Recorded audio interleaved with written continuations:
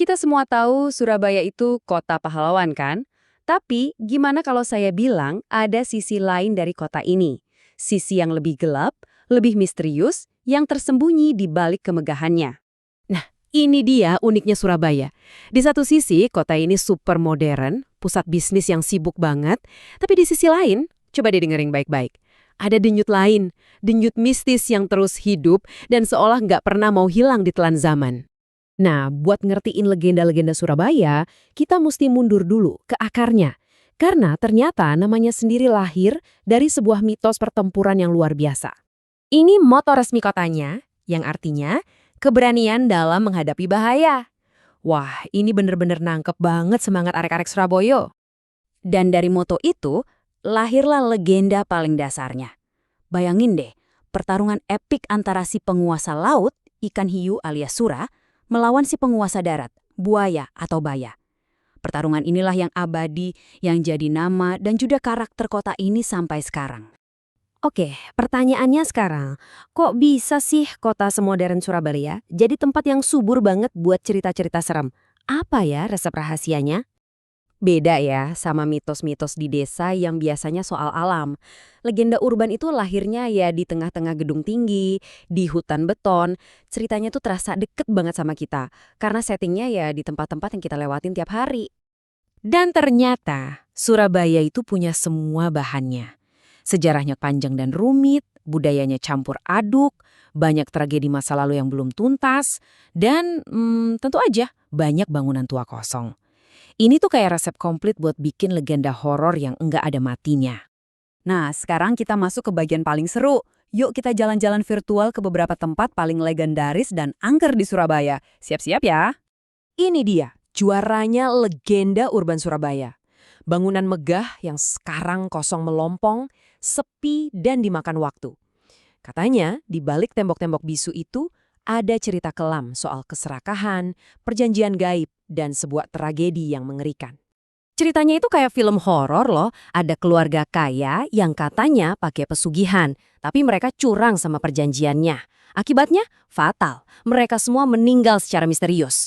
Sejak itu rumahnya ditinggalin, sempat kebakar, dan sekarang jadi tempat uji nyali. Bahkan ada cerita soal orderan makanan fiktif yang datang dari alamat itu. Gila kan? Ini bukan cuma cerita serem, tapi ada pesan moralnya. Oke, dari rumah kosong kita pindah ke tempat yang rame. Mall. Ini bukti kalau legenda itu nggak cuma ada di tempat sepi. Mall modern ini dulunya adalah sebuah rumah sakit dan katanya penghuni lamanya itu masih suka seliweran di sana.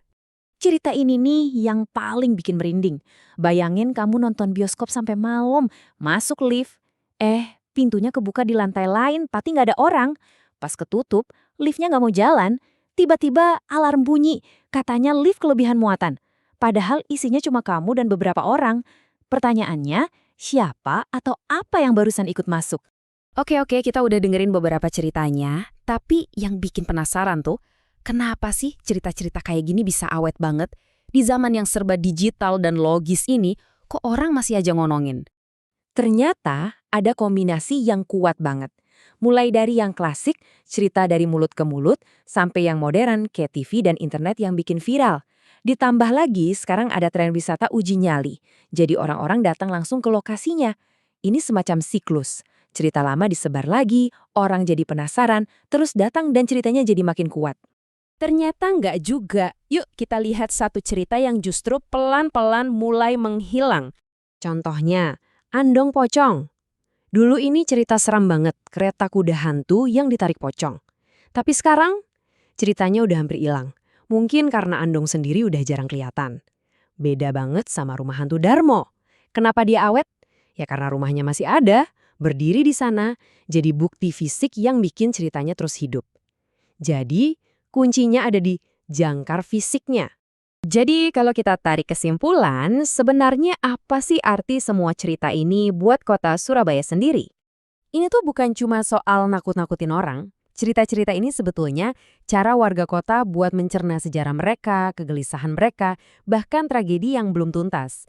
Tiap hantu itu kayak gema dari masa lalu, tiap legenda itu punya pesan tersembunyi. Pada akhirnya, legenda urban ini adalah memori kolektif kota Surabaya. Ini adalah cerita-cerita yang diceritakan kota ini tentang dirinya sendiri kalau lampu-lampu sudah mulai padam. Ini bagian dari identitas Surabaya, sama pentingnya kayak julukan kota pahlawan. Nah, sekarang coba deh pikirin, di kota kamu sendiri cerita apa yang muncul kalau malam tiba? Karena percaya deh, setiap kota pasti punya hantunya masing-masing.